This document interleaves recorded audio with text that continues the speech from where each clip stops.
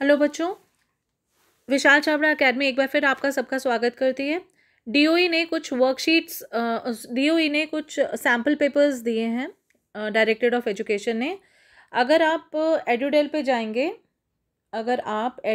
जाएंगे तो वहाँ पर एक कॉलम बना हुआ है एकेडमिक्स एंड एग्जामिनेशन। ठीक है, इसमें अगर आप क्लिक करेंगे तो उसमें बड़ी सारी ऑप्शंस आ जाएगी, जिसमें सैम्पल पेपर्स का एक ऑप्शन होगा। तो ये डीओई के सैम्पल पेपर्स हैं 10th क्लास के, या बहुत इंपॉर्टेंट हैं, जिसको प्रैक्टिस पेपर्स भी कहते हैं। स्कूल में तो हम लोग करवा ही रहे हैं ये। तो बाकी जो बच्चे जिन लोगों के पास ये नहीं है उनके लिए मैं ये डिस्कस करना चाहूँगी। And all the topics and all the important things are all covered here. और डिलीटेड पोर्शंस भी इसमें नहीं हैं, सिर्फ वही पोर्शंस हैं इसमें जो कि आपके एग्जाम में आ रहे हैं। ठीक है, तो स्टार्ट करते हैं। Question number 1 is right an observation when magnesium ribbon is burned in air. देखिए, जब मैग्नीशियम रिबन जो है वो बर्न होता है तो वो क्या बनाता है, मैग्नीशियम ऑक्साइड। अब यहाँ पे ऑक्सीजन के 2 एटम्स हैं तो हम यहाँ पे 2 लगा देंगे, यहाँ पे 2 मैग्नीशियम हो गया तो ये 2 लगा देंगे। तो ये बैलेंस इक्वेशन आ जाएगी कि when magnesium ribbon is burned in air it gives rise to magnesium oxide. ठीक है, इसका और वाला क्वेश्चन है, in a conical flask when dilute sulfuric acid is poured on the zinc granules, on touching the flask do you feel any change in the temperature? Obviously देखिए, zinc sulphate बनेगा और hydrogen gas liberate होगी।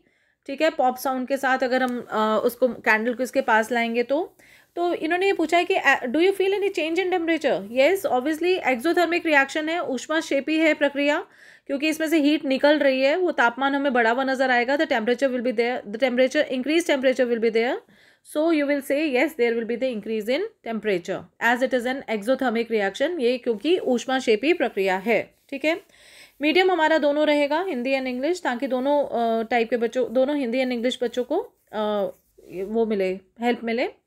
Next है, right the chemical name and chemical formula of baking soda. Baking soda का आपने chemical name लिखना है, chemical formula लिखना है। तो ये है NaHCO3। ठीक है, सोडियम हाइड्रोजन कार्बोनेट। ठीक है, तो ये इसका केमिकल फॉर्मूला भी हो गया और इसका वो भी हो गया केमिकल नेम। उसके बाद नेक्स्ट क्वेश्चन है, जिन बच्चों ने स्कूल में ये मिस करा है वो भी सुन सकते हैं, जो कि ऑनलाइन क्लासेस से ही पढ़ रहे हैं, और जो लोग आ रहे हैं उनके लिए तो बेनिफिशियल रहेगा ही, क्योंकि रिवीजन हो रही है। कार्बन कंपाउंड जो होते हैं उनका क्या होता है, उनका लो मेल्टिंग पॉइंट होता है और लो बॉइलिंग पॉइंट होता है। तो option number C will be there. फिर है नेक्स्ट है कि which colour of the white light travels faster and slowest in the glass prism. Fastest में रेड आ जाती है और स्लोएस्ट में आ जाती है हमारी वॉयलेट। ठीक है, क्योंकि जो हमारा ये पैटर्न है, अगर हम एक प्रिज्म लेते हैं और वाइट लाइट उसमें करते हैं तो उसमें 7 कलर्स में वो हो जाती है, बाइफरकेट हो जाती है। ठीक है, 1 2 3 4 5 6 7, तो ये यहाँ से हो जाता है VIBGYOR। ठीक है, तो उस हिसाब से फास्टेस्ट रेड होती है और वॉयलेट होती है स्लोएस्ट। नेक्स्ट क्वेश्चन है, which kind of the mirrors are use in the headlights of motor car and why. तो अवतल दर्पण हिंदी में कहते हैं और कॉन्केव मिरर कहते हैं। और क्यों किया जाता है, क्योंकि जो इनकी जो लाइट्स होती हैं वो सारी कन्वर्जिंग होती हैं, जिसकी वजह से हम लोगों को अंधेरे में भी अच्छे से नज़र आ जाता है। राइट, नेक्स्ट क्वेश्चन है, why does a ray of light bend when it travels from one medium to another. हम लोगों ने ग्लास स्लैब का भी वो प्रैक्टिकल करा था कि मतलब जब एक इंसिडेंट रे जो है वो करती है, एक मीडियम से दूसरे मीडियम में जाती है, तो इंस्टेड ऑफ वहाँ जाने के ये नॉर्मल की तरफ झुक जाती है। ठीक है ना, so this is because of when a ray of light goes from the one medium to the another, तो उसकी क्या होती है, इट्स डायरेक्शन चेंजेस, इसकी डायरेक्शन बदल जाती है, जिसकी वजह से ये टूवर्ड्स दी नॉर्मल ये बेंड हो जाती है, अभिलंब की ओर झुक जाती है। ठीक है, नेक्स्ट क्वेश्चन है, in a concave mirror where should we keep the object so that the image form will be real, inverted and enlarge. तो ये C एंड F के बीच में अगर हम रखते हैं तो हमारी इमेज बन जाती है इन्वर्टेड और लार्ज। ठीक है, रियल, इन्वर्टेड एंड लार्ज। फिर है, name the physical quantities which are indicated by the direction of the thumb and 4 finger in the Fleming's right hand rule.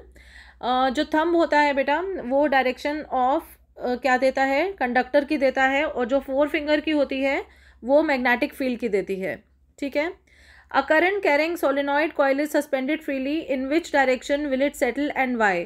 क्योंकि एक सोलेनॉइड जो होता है it behaves like a bar magnet, so आप इसको कभी भी लटकाएंगे तो it will always point towards a north south direction, right. फिर है कि give symbol of an electric cell. Electric cell का आपको पता है सिंबल क्या होता है, ठीक है। और अगर यही बैटरी है तो ऑब्वियसली ये ज़्यादा हो जाएगा, ठीक, ये बार बार रिपीट हो जाएगा, ऐसे करके हो जाएगा, तो ये आप लिख लेंगे। उसके बाद है कि what will be the amount of heat produce in a resistor R carrying a current I and having a potential difference V across it in a time T. देखो आपको इसमें क्या निकालना है, ऊष्मा निकालनी है, अमाउंट ऑफ हीट निकालनी है। तो रेजिस्टेंस आपको, रेजिस्टर आर हो गया, करंट आई है वी है, तो ये एच का फॉर्मूला हो जाएगा V into I into T. V जो है दैट इज़ आपको मालूम है आई इंटू आर, ठीक है ना, क्योंकि वी जो है वो आई इंटू आर है, तो वी की जगह आई इंटू आर भी लिख सकते हैं आप, इंटू आई इंटू टी। तो हमारा ये फॉर्मूला भी ये भी बन सकता है H is equal to I square R T.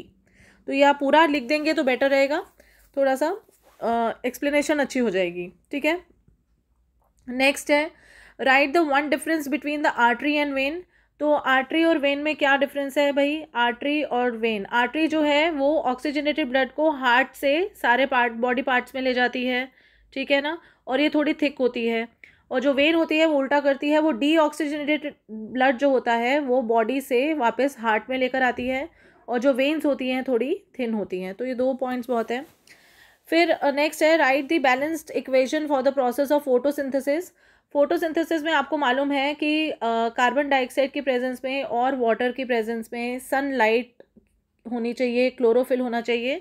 तो हमारे पास ये बन जाती है C6H12O6, ठीक है, साथ में हमारी ऑक्सीजन गैस आती है। अब इसको बैलेंस करेंगे तो बेटा ये देखेंगे यहाँ पे 1 कार्बन है, यहाँ 6 है, तो यहाँ पे तो पहले 6 लगा देंगे, ठीक है। उसके बाद यहाँ पे H12 है, तो यहाँ पे 2 है, तो यहाँ पे 6 लगा देंगे, ये बराबर हो गए। अब आ गई ऑक्सीजन की कहानी। ऑक्सीजन यहाँ पे 6 और 2 ये 8 हैं, उधर उधर कितने हैं, 6 2 12 और 6 18 है। तो अगर हम यहाँ पे 6 लगा देंगे तो यहाँ पे भी 6 2 12 और 6 18 हो जाएंगे। तो ये हो गई बैलेंस केमिकल इक्वेशन आपकी फोटोसिंथेसिस की। नेक्स्ट है भाई when do the desert plants take up the carbon dioxide and perform photosynthesis. देखिए जितने डेजर्ट प्लांट्स जो होते हैं कब लेंगे कार्बन डाइऑक्साइड, इनके जो स्टोमेटा होते हैं वो रात के टाइम पे ओपन होते हैं, they are open at night, ठीक है, stomata are open at night. So जो भी गैशियस एक्सचेंज होता है इनका रात के टाइम होता है। लेकिन अगर फोटोसिंथेसिस की बात करें, क्योंकि वो सिर्फ in the presence of the sunlight होता है, तो वो डे टाइम में होता है, ठीक है। नेक्स्ट है जी rearrange the following according to the ascending trophic level in a food chain. तो इनको करना है, अब सबसे पहले तो ग्रास आ जाएगा, सबसे पहले ग्रास आ जाएगा ऑब्वियसली। उसके बाद ग्रास को कौन खाएगा, रैबिट खाएगा। रैबिट के बाद स्नेक आ जाएगा, और फोर्थ आ जाएगा हॉक, या जिसे बाज कहते हैं, ठीक है। तो ये आपका हिसाब से हो गया असेंडिंग ऑर्डर के। फिर है why are bacteria and fungi called decomposers. क्यों कहा जाता है भाई कवक और जीवाणु को अपघटक क्यों कहा जाता है, why are they called the decomposers, because they decompose the dead decaying matter, dead living matter into the small components, ठीक है, उसको छोटे छोटे टुकड़ों में बांट देते हैं एंड उसको सॉइल के अंदर मिला देते हैं, ठीक है, और वही पौधों के लिए एज अ खाद भी यूज़ होती है। फिर नेक्स्ट है कि name any one enzyme of a digestive system and right its function. तो माउथ में ही हमारे अमाइलेस होता है, आपको मालूम है, वो जो अमाइलेस होता है वो क्या करता है, अगर आप ब्रेड या रोटी खाते हैं तो जब आप उसको च्यू करते हैं तो आपको मीठा मीठा लगता है। क्यों लगता है, क्योंकि जो अमाइलेस एंजाइम है वो क्या करता है, स्टार्च को शुगर में बदल देता है, ठीक है। तो एक एंजाइम का एग्जांपल देना था तो हमने अमाइलेस का दिया। तो हमने आज ये कवर करे हैं 13 क्वेश्चंस। अब कल हम लोग 14 से स्टार्ट करेंगे। आज के लिए इतना ही। आप प्लीज़ इसको अच्छे से कर लीजिए, एंड एनी प्रॉब्लम बेटा, स्कूल के बच्चे हों या कोई भी, तो you can ask me any time. Take care, bye bye, and please do not forget to like share and subscribe. Take care.